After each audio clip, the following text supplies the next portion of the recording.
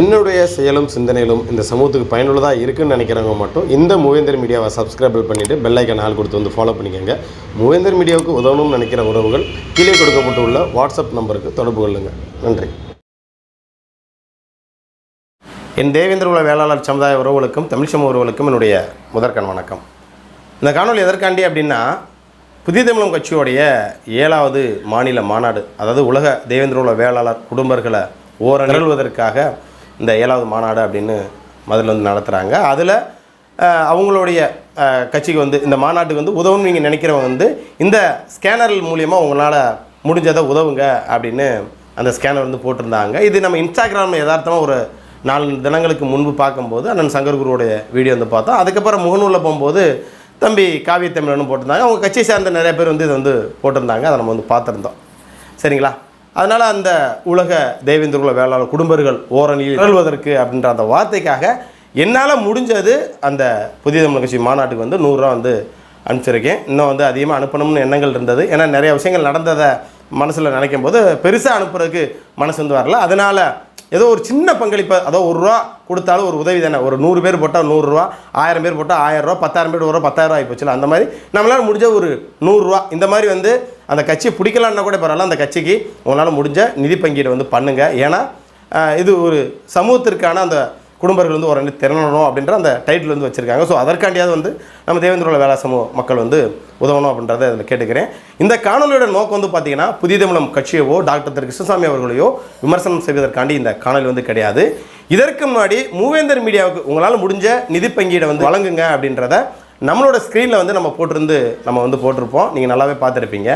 இதை அந்த கட்சி சார்ந்த ஒரு சில தம்பிமார்கள்லாம் கருத்தியல் ரீதியாக பதிவு செய்கிறத விட்டுட்டு, அதாவது உளவியல் ரீதியாக அண்ணன் சங்கர் குருலேருந்து இந்த தம்பி காவிய தமிழர்லேருந்து, அதாவது ஜிபே போராளி, ஜிபே வசூல் மன்னன், ஜிபே போட்டு பிச்சை எடுக்கிறவன் அப்படின்னு காவிய தமிழன் போன்ற நபர்களும் அந்த கட்சியை சார்ந்த ஒரு சில தற்கூரி, அதாவது அடிமை நாய்களும் நம்மளை பற்றி விமர்சனம் வந்து பண்ணிக்கிட்டே இருந்தானுங்க. இவங்களுக்கெல்லாம் செருப்படி கொடுக்குற விதமாக தான் இன்றைக்கி அந்த கட்சி சார்ந்தே இன்றைக்கி உங்களால் முடிஞ்ச நிதி பங்கியை வந்து இந்த மாநாட்டுக்கு வந்து கொடுங்க அப்படின்றத கேட்டிருக்காங்க. அது கண்டிப்பாக எல்லாருமே கொடுக்கக்கூடிய இயல்பு தான்.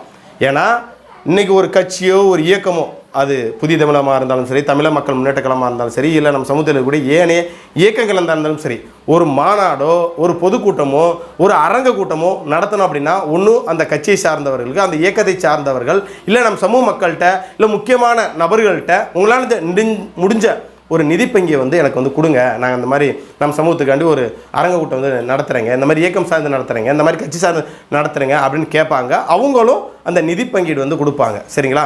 அப்படி தான் இருக்கக்கூடிய, இது நம்ம சமூகத்தில் இருக்கக்கூடிய அரசியல் கட்சி மட்டும் கிடையாது, தமிழகத்தில் இருக்கக்கூடிய எல்லா அரசியல் கட்சியுமே செய்யக்கூடிய ஒரு வேலைகள் தான். இன்றைக்கி யூடியூப்பை பொறுத்தளவே எல்லா யூடியூபருமே, அதாவது பிரபலமான யூடியூபராக இருந்தாலும் உங்களால் முடிஞ்ச நிதி பங்கீடு இந்த மாதிரி ஸ்கேனரில் உதவி செய்யுங்க, இந்த வெப்சைட்டில் உதவி செய்யுங்க அப்படின்னு எல்லாருமே கேட்குற இயல்பு. அதன் அடிப்படையில் தான் நம்ம மூவேந்தர் மீடியாவிலையும் உங்களால் முடிஞ்சது, அதான் நான் சமூகத்துக்காண்டி இந்த வேலை செய்கிறேன் அப்படின்னா விருப்பமுள்ளவர்கள் மட்டும் உங்களால் முடிஞ்சதை கொடுங்க அப்படின்னு நம்ம கேட்டு போட்டிருந்தோம். நம்ம கூடவே அந்த மேலே உள்ள டைட்டிலை பார்த்துட்டு ஒரு 100 ரூபா அனுப்பிச்சிருந்தோம். அந்த 100 ரூபா கொடுக்க வக்கு இல்லாதவன், ஒரு 10 ரூபா அனுப்ப வக்கு இல்லாதவன் என்னைய சமூக தளங்களில் எழுதுறேன். என்ன எழுதுறேன் அப்படின்னா, ஜிபே போராளி, ஜிபே மூலியமாக பிச்சை எடுக்கக்கூடிய ஆள் அப்படின்னு அனுப்புகிறான். இப்போ நான் கூட ஒரு 100 ரூபா போட்டுட்டு அதை பேசுகிறதுக்கான எனக்கான ரைஸ் இருக்குது. இதை அனுப்ப கூட தகுதி இல்லாத தற்கூரி நாய்களுக்கு இதை பேசுறதுக்கு உங்களுக்கு என்ன தகுதி இருக்குது அப்படின்ற காணொலி குறிப்பாக தம்பி காவிய தமிழனுக்கு. சரியா? நீ படித்தவன், சரியா? நான் கூட அண்ணன் படிக்காதவன். ஃபோனில் தனிப்பட்ட முறையில் பேசும்போது அண்ணே சொல்லுங்கண்ணே அப்படின்னு பேசுகிற, அதுக்கப்புறம் வந்து நீ வேறு புடிங்கியா கிடிங்கியான்னு பேசும்போது ஃபோனில் ஒட்டு கேட்டு நீ வரும்போது புடிங்கியான்னு கேட்குற நீ அண்ணனை கேட்கும்போது, அப்புறம் நான் உன்னை அசிங்கமாக திட்டாமல் அப்புறம் கூப்பிட்டு வச்சு வாடா செல்லமே தங்கமே அப்படின்னு நான் பண்ணுவேன். தேவைப்பட்டாலும் அந்த வீடியோவும் வெளியிடுவேன், அந்த ஆடியோவும் வெளியிடுவேன். அந்த ஆடியோ முழுமையாக கூட வெளியிடு, இதுக்கு சமம். சரியா? அதுக்கு அதெல்லாம் 5 ரூபா நான் கிடையாது. சரியா? என்னைய ஒருத்தன் அன்பாக பேசுகிற வரைக்கும் அவனுக்கு அன்பாக கொடுப்பேன். என்கிட்ட அதிகாரம் பண்ணும்போது எந்த மயிராண்டியாக இருந்தாலும் அப்படி தான் நான் பேசுவேன். சரியா? நான் வெளிப்படையாகவே நான் சொல்கிறேன். அப்படித்தான். அதாவது இதற்கு முன்னாடி ஒரு வீடியோ எனக்கு எச்சரித்து போட்டிருந்தார். எப்படின்னா 1 மணி நேரம் போட்டிருந்தாராம். மூவேந்தர் மீடியா தினேஷ் மல்லருக்கு இது எச்சரிக்கை பதிவு அப்படின்னு போட்டிருந்தானே. டேய், 2017 இமானுவேல் சேனார் ஐயா வந்து தரைக்குறவா பேசுகிறாங்கிறக்காண்டி அவளை கடுமையாக பேசிட்டு உள்ளே வந்தேன். இனி சிங்கப்பூரில் வச்சே மிரட்டினானுங்க. அதுக்கே கொஞ்சம் கூட அசையாத நான், நீ கொடுக்குற எச்சரிக்கையில் நான் பயந்துருவேன். ஏண்டா இன்னைக்கு நீ வந்து 10க்கு 10 ரூமுக்குள்ள உட்காந்துக்கிட்டு நீ வீடியோ பேசும்போது பெரிய புரட்சியாளர் ஆகிட்ட, பெரிய போராளி ஆகிட்டா, நாங்கள் முகநூலில் எங்கள் ஐடியா சொந்த ஐடியா தான் வச்சு எழுதுவோம் அப்படின்னு இன்றைக்கி நீ வந்துட்டிய. நாங்கள் இதற்கு முன்னாடி உன்னால் அது மட்டும்தான் எங்கேயாவது ஒரு களத்தில் நின்றுருக்கேன் பண்ண சொல்லு. நான் இன்றைக்கி என்னோடய வேலை, நான் என்ன வேலை செய்கிறேன்னு உனக்கும் தெரியும் சரியா. நான் இந்த வேலையை செஞ்சுக்கிட்டு என்னால் முடிஞ்ச அந்த சமூகத்துக்கு வந்து வேலை செஞ்சுட்ருக்கேன் சரியா. இப்போ நீ வந்து ஒரு ரயில்வே டிபார்ட்மெண்ட்டில் ஏதோ ஒரு ஒர்க் பண்ணுற அனைமே எனக்கு தெரிஞ்சு இந்த நீ வீடியோ பார்க்கும்போது ஒன்றும் ஃபாரினில் இருக்கணும், இல்லை நீ சென்னையில் இருக்கணும். அங்கே போகிறதுக்கு ஏதோ டிபார்ட்மெண்ட் வேலையை நீ இங்கே போகிறேன்னு ஏதோ கேள்விப்பட்டேன். பாவம் அப்பா அம்மாவும் தவறிட்டாங்க. நீ உனக்கு கூட ஒரு தம்பி காளிதாஸ், ஏற்கனவே உன் தம்பி இப்படி நீ கமாண்டில் எழுதினா நேரடியாக உன் ஊருக்கே வரண்டான்னு சொன்னேன். ஆனால் உன் சொந்த ஊர்லேயே நீ கிடையாது சரியா. அதை பற்றி நாங்கள் விசாரிச்சுட்டேன், அதை சொல்கிறதுக்கு எனக்கு மனசு வரல. ஸோ இருந்தாலும் தாய் தாப்பு இல்லாத பிள்ளை, அதனால் வந்து எவ்வளோ பேசினாலும் நான் கடந்து போயிட்டேன். ஆனால் நீ அந்த ஒரு வார்த்தை போட்டிருந்த தெரியுமா, உளவியலாக அதாவது எங்களை வந்து தாக்குறாராம், ஜிபேயில் பிச்சை எடுக்கும். என்னடா அது? இதற்கு முன்னாடி உனக்கு எனக்கு என்ன முரண்பாடு வந்துச்சு? நான் யார்கிட்ட புதிய தமிழக கட்சிக்காரங்களுக்கு வாண்டடாக ஃபோனை போட்டு எதுவும் பேசியிருக்கேனா? எனக்கு வாண்டடாக ஃபோன் போட்டு என்ன வந்து உரண்டை இழுக்கணும்னு யார் தூண்டி விட்டா? நான் யாரை சொன்னேன்? முதல்ல சங்கர் குரு சொன்னேன், அவர் தான் அந்த வேலையை செஞ்சார் அப்படின்னு சொன்னேன். அந்த ஃபோன் காலில் நீயே ஒட்டு கட்டிட்டு வந்த. தூத்துக்குள்ளேருந்து ஒரு பையன் ஃபோன் அடிக்கிறான், நீ மேல் பேசக்கூட பண்ண வச்சோம், நான் அப்படி பண்ணிடுவேன் இப்படி பண்ணிடுவேன் சொல்கிறான். அவன் பேசிகிட்டு இருக்கும்போது சில விஷயம் வந்து தீபக் பாண்டியனை பற்றி கேட்குறான், நான் வழக்கம் கொடுத்துட்ருக்கேன். நீ உண்மையிலே படித்தவன் பக்குவமானவன், என்ன பண்ணியிருக்கணும்? ஆம்பளை நீ தனிப்பட்ட முறையில் எனக்கு காலில் வந்து கூட என்கிட்ட பேசி என் வாய்ஸ் ரெக்கார்டை பதிவு செஞ்சு கூட நீ மக்கள்கிட்ட போடலாம், தப்பு கிடையாது. இன்னொருத்தன் ஃபோன் பேசக்கூடிய ஃபோன் காலில் நீ எப்படி வந்து ஒட்டு கேட்டுக்கிட்டு இருந்த? கேட்டால் அவன் என்னை லைனில் வச்சுருந்தேன், நீங்கள் பேசிட்டு நான் கேட்டுக்கிட்டு இருந்தேன் அப்படின்னு சொல்கிறேன். இது கொஞ்சம் கூட உனக்கு அநாகரிகமாக தெரில? ஒரு 2 பேர் தனிப்பட்ட முறையில் பேசிகிட்டு இருக்காங்களே, அதை நம்ம ஒட்டு கேட்குறமே, இது படித்தவனுக்கான பண்பா? அப்போ இடையில வந்துட்டு ஏய் நீ பெரிய புடுங்கின்னு எனக்கு தெரியும் அப்போ நீ இந்த வார்த்தையை விட்டனால தான் நான் ஒன்றும் அசிங்கமாக திட்டினேன். இல்லைன்னா அது வந்து திட்டிருக்க போனால் அதற்கு முன்னாடி என்னைக்காவது ஒரு இடத்துல உன்னை காவிய தமிழனை வந்து நான் ஏதாவது ஒரு தரக்குறான வார்த்தையில் பேசியிருப்பேனா? கிடையவே கிடையாது. நீ அன்னைங்கிற வார்த்தைக்கு மறுவார்த்தை பேச மாட்டேன், நான் என்னடா தம்பிங்கிற வார்த்தைக்கு மறுவார்த்தை பேசியிருக்க மாட்டேன். ஏன்னா கட்சிகளுக்குள்ள 1000 விஷயங்கள் இருந்தாலும் அண்ணன் தம்பியை தனிப்பட்ட முறையில் பேசிகிட்டே இருந்தோம். நீ கட்சிக்குள்ளே சேராத வரைக்கும் அண்ணன் தம்பி இந்த விஷயங்களை இப்படி பண்ணக்கூடாது அப்படின்னு பக்குவமாக தான் பேசிகிட்டு இருந்தேன். என்னை கட்சிக்குள்ளே போனியோ அது என்னமோ தெரியல, ட்ரைனிங் கொடுக்குறாங்களா என்னோட தெரியலை. ஏன்னா உன் பேச்சே மாறிச்சு, நீ தனிப்பட்ட முறையில் என்னை எவ்வளோ கேவலமாக திட்டிருக்கணுமோன்னு எனக்கு காதுக்கு செவிக்கு வந்துருச்சு சரியா. நீ எப்படி திட்டுற, தேவராஜ் குடும்பம் இப்படி திட்டுறாரு, ஒவ்வொரு ஆளும் நான் எக்ஸ்ட்ரா போய்கிட்டே எனக்கு 2 பேர்த்தை அடையாளப்படுத்தி இன்னும் எவ்வளோ பேர் சொல்லலாம். இன்னும் நிறைய பேர்த்த நான் கிழிக்கணும்னா கிழிக்க முடியுதில்ல, சொந்த சமூகத்தில் வேணாம்னு நான் கடந்து போயிட்டுருக்கேன். அப்போ அன்னைக்கு ஒருத்தனை ஒரு சின்ன பையன் அவனுக்கு என்ன மிஞ்சி போனால் 18 வயசு இருக்குமா, அவன்கிட்ட வச்சுட்டு ஒட்டு கேட்டது உன் தப்பா இல்லையா? வந்து ஒட்டு கேட்டது மட்டும் இல்லாமல் ஏய் நீ பெரிய புடிங்கின்னு தெரியும் அப்போ நீ நீ வந்தனால தான் நான் வந்து பேசினேன். அப்புறம் போன வீடியோவில் என்ன சொல்லியிருந்த, அதாவது யூடியூப்பில் எவன் வேணோ பேசுகிறக்காண்டி, ஏண்டா யூடியூப்பில் நான் இன்னைக்கு ரகுபதி தேவேந்திரனே யூடியூப்பில் வீணாக போனவங்க முள்ள முடிச்சுங்க, சின்ன பிள்ளைங்க கதறி போடுறத போஸ்ட்டுகளை அது ஒரு இதுன்னு எடுத்துகிட்டு கொண்டு போய் மேடைகளில் பேசுகிறாரு இவர், அதாவது இசைக்கிராஜா என்பவர். அவங்க 2 பேர் தான் இசைக்கு ராஜாவை எதிர்த்துட்டு இருக்கோம். அப்போ என்ன பண்ணியிருந்துருக்கணும்? முகநூலில் யாரோ ஒருத்தர் கமெண்ட் பண்ணுற ஆளுகளுக்கெல்லாம் அவங்களுக்கெல்லாம் ஏன் நீலாம் பதிச்சு நீலாம் ஒரு தலைவனா அப்படின்னு ஒரு ரெஸ்பெக்டாக நீ பேசியிருக்கலாம். அவேன்னு பேசுனால தான் நான் உடனே அந்த வார்த்தை விட்டேன்.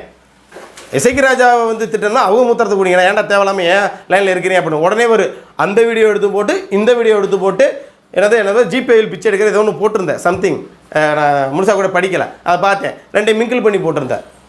நீங்கள் பெரிய புரட்சியாளர் தம்பி, என்னையிலேருந்து புரட்சியாளராக வந்து இன்றைக்கி மக்கள்கிட்ட வந்து கருத்து பேச ஆரம்பிச்சிருக்கீங்க.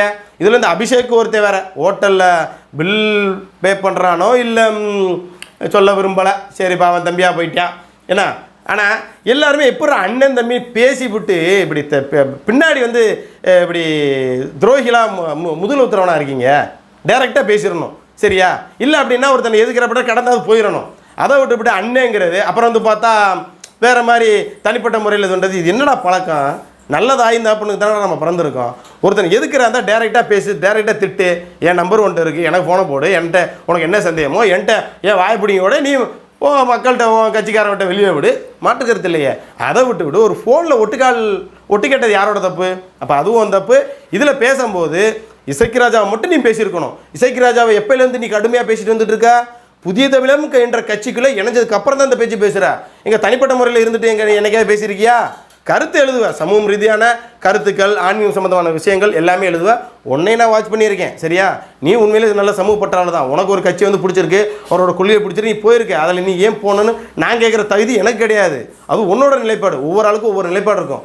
ஒரு கட்சிக்குள்ள இருக்கக்கூடிய உனக்கே அவளை திமிர் இருந்துச்சு அப்படின்னா, எல்லா நம்ம சமூகத்தில் இந்த ஒரு கட்சியை தவிர்த்து மற்ற எல்லா கட்சியிலையும் நான் பயணிச்சிட்டு இருக்கிறேன், எல்லாரோட நிகழ்வும் கலந்துக்கிறேன். அப்போ எனக்கு எவ்வளோ இருக்கணும்? 10க்கு 10 ரூமில் உட்காந்து பேசுகிற உனக்கே இவ்வளோ வாய்ச்சவடால் இருந்துச்சுன்னா, இவ்வளோ பிரச்சனையில சந்திச்சுக்கிட்டு ஒவ்வொரு இடத்துலையும் களத்தில் போய் நிற்கிறேனே, இதில் அபிஷேக் வேறு போடுறாரு. அந்த பிரச்சனையில் அங்கே போய் நின்னாத்தானே வசூல் பண்ண முடியும், சம்பாதிக்க முடியும். இல்லை உங்கள் ஒப்பனை எதுவும் சம்பாரிச்சு எதுவும் மாதம் மாதம் நீங்கள் எதுவும் கொடுக்குறீங்களா? நான் செய்கிற வேலைக்கு நான் எடுத்து போடுற விஷயத்துக்கு யூடியூப்காரன் எனக்கு ஒரு ரெவன்யூ வந்து கொடுக்குறான். சரிங்களா? அப்போ இன்னைக்கு ஒவ்வொரு அரசியல் கட்சி தலைவர், நம்ம சமூகத்தில் இருக்கக்கூடிய கட்சி தலைவர்கள், இன்னைக்கு இருக்கக்கூடிய தலைவர்கள்லாம் சொல்லுவோமா, மக்களை போய் சந்திக்கிறது வந்து சம்பாதிக்கிறதுக்கு தான் போகிறாங்க.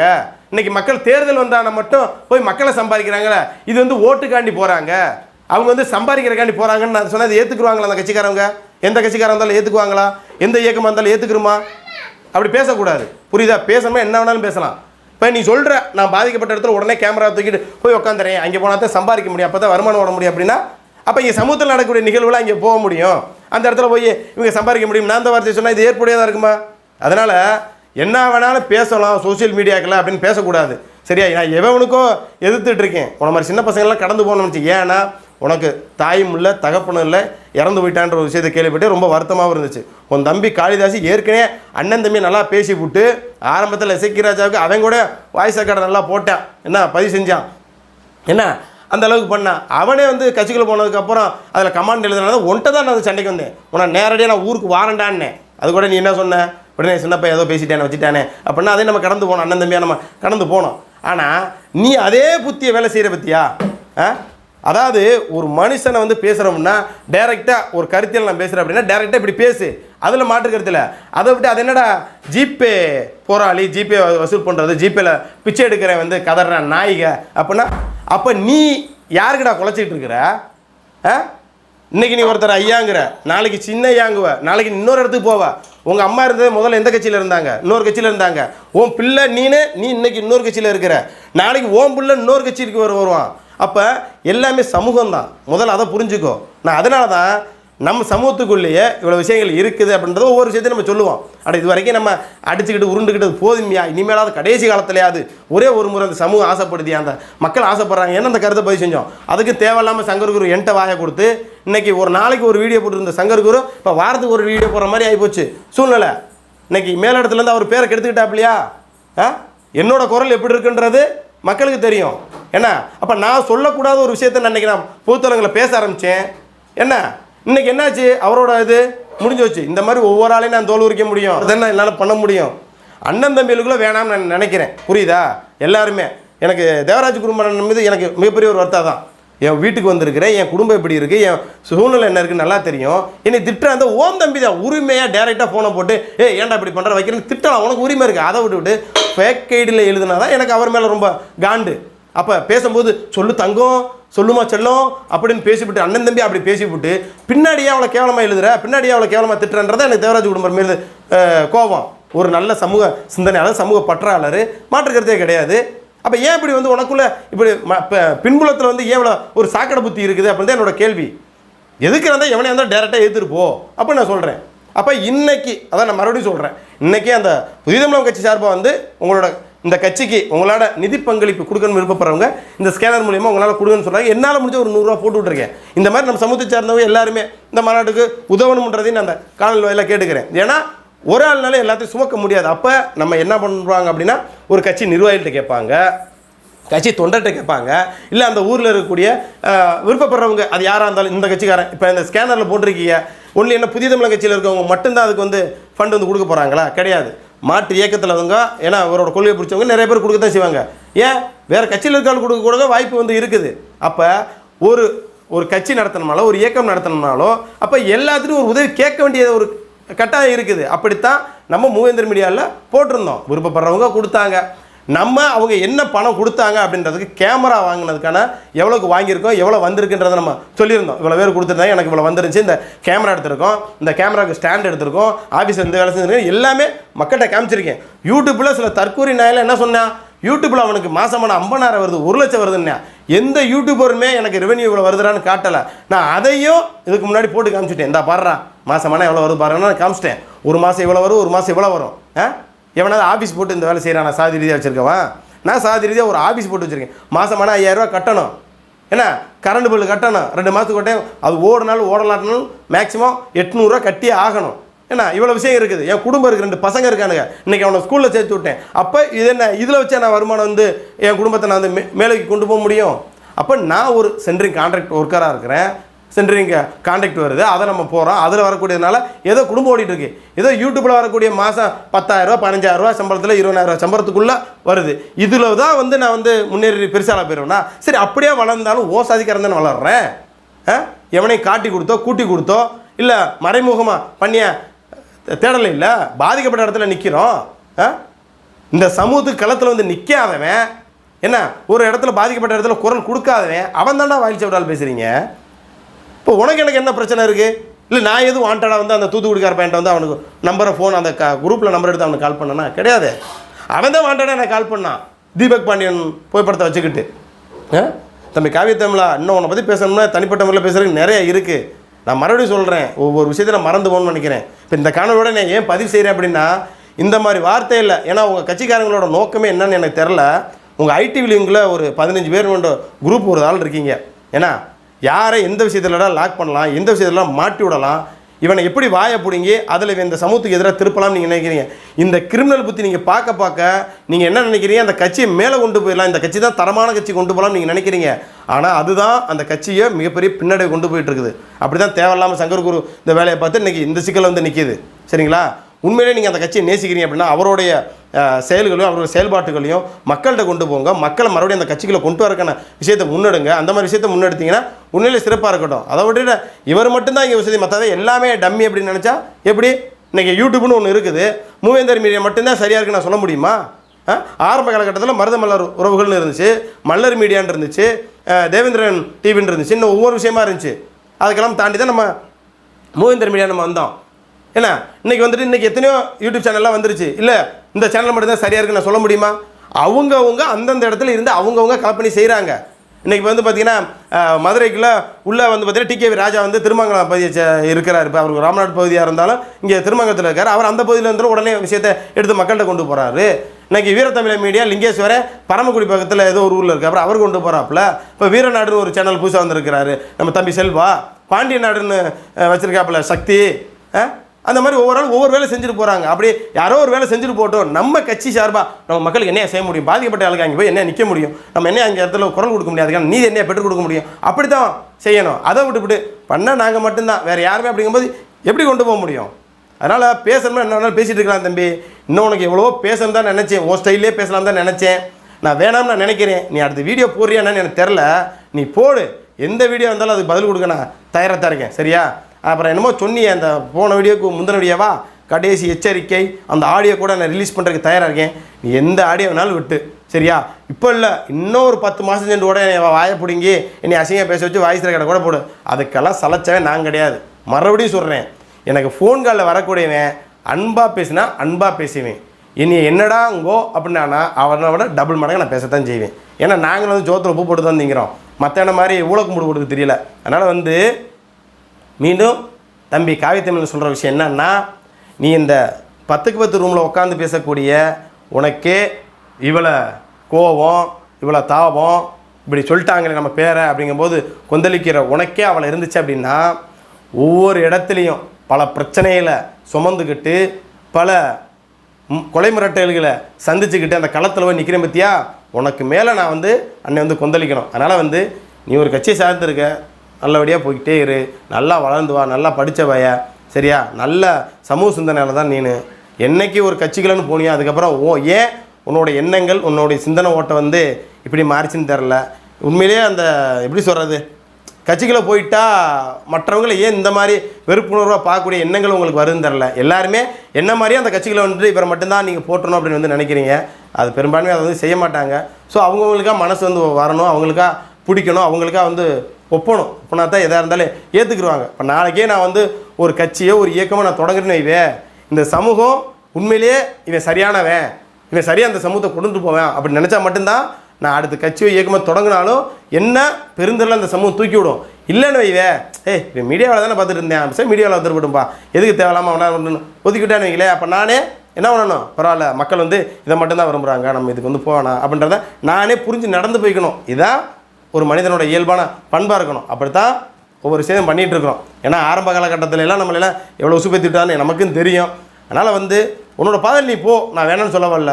ஒரு விஷயம் பேசுனா கருத்தில் மரியாதையாக நீ பேசு, அண்ணன்றது மரியாதை வரும். அடுத்து நீ என்ன வீடியோ போட போகிறேன்னு எனக்கு தெரில. இந்த உளவியலாக தினேஷ் மல்லரை வந்து மன உளைச்சல் ஆளாக்கிடலாம், அந்த ஃபோட்டோவை அந்த எப்படி சொல்கிறது, இந்த ஏஐயில் ரெடி பண்ணி போடுறது, இந்த கிண்டர் கேடியாக போடுறது, இதிலெல்லாம் பண்ணி நம்மளை ஒரு மூலையில் உட்கார வச்சல மட்டும் நினச்சிடாத, சரியா? இந்த ஓட அசையாது, சரியா? அதனால் வந்து என்றைக்குமே என்னோடய வேலை, என்னோடய சமூக பணி என்பது தொடர் தான் செய்யும். அது எவ்வளோ உசுறு மசுறு சமம் நினச்சி தான் உள்ளே இறங்கிட்டோம், சரியா? என்றைக்கு இந்த சமூகத்துக்குள்ளே உள்ளே இறங்கி மைக்கை பிடிச்சி ஆரம்பித்தோமோ அன்னமே வாயில் வாக்கரிசி போட்டு தான் வந்தாச்சு. இந்த சமூகத்துக்குள்ள வந்துட்டால் எல்லாத்தையும் நம்ம சந்திக்கணும்டான்னு நினச்சி தான் உள்ளே வந்துட்டோம். அதனால் வந்து நம்ம மற்றவங்க மாதிரி 10 பேர் சேர்த்துக்கிட்டு வீரவசனம் பேசிகிட்டு இருக்கல, அப்படி காலர் தூக்கிட்டுலாம் வீரவசனம் பேசலை தம்பி, சரியா? ஒன் மேன் ஆர்மி மாதிரி தான் நம்ம. அதனால் வந்து எதையும் ஃபேஸ் பண்ண நாங்கள் தயாராக தான் இருக்கோம். அதனால் வந்து படித்தவன் மாதிரி இருந்துக்கோ. இல்லை நான் வந்து இன்னும் அடியை இறங்கி பேசிங்கன்னா நீனும் பேசி, படித்த உனக்கே அவ்வளோ பேச்சு வருங்கும்போது நாங்களே எவ்வளோ பேசணும். அடுத்து வெயிட் பண்ணி பார்க்குறேன், பதிவு செய்கிறியா கடந்து போறியா அப்படின்னு. கடந்து போனேன்னா உனக்கு நல்லது. இல்லை வாண்டடாக மறுபடியும் அண்ணன்ட்ட உரண்டை இலக்கணும் இதே முகநூலில் வந்தேன்னு வை. பார்த்தேன் அந்த வீடியோவை, கிட்டத்தட்ட 1 லட்சத்துக்கு மேலே போயிடுச்சுன்னு, 167K போயிருந்துச்சுன்னு நினைக்கிறேன். கமாண்டு போய் பார்த்தேன், கமாண்டில் ஒன்று கழுவி ஊற்றிருந்தாங்க, அதையும் நான் பார்த்தேன். அதனால் வந்து எதுக்கு தேவையில்லாமல் என்ன வந்து சீன்றன்ற பேரில் நீ வந்து இப்படி ஆகிக்கிறேன்னு தெரில. அதில் உன் கட்சி சார்ந்த தம்பிகள் தான் ஒரு உன்னோட அல்லக்கைகள் வந்து உனக்கு சப்போர்ட்டாக கதறிட்டு இருந்துச்சு, பார்த்தேன், சரியா? எப்படி சொல்கிறேன்னு தெரில, பேசுகிறேன்னா எவ்வளோ பேசுகிறேன். அதனால் வந்து நான் அண்ணன் இதோட்ட கடந்து போகணும்னு நான் நினைக்கிறேன். நீ மறுபடியும் அண்ணன்ட்ட உரண்டைகளுக்குன்னு வந்தேன்னு இவே எதையும் ஃபேஸ் பண்ணுறதுக்கு அண்ணன் தயாராக இருக்கேன்னு சொல்லிக்கிட்டு மீண்டும் காலையில் சந்திருக்கேன் தம்பி. நன்றி.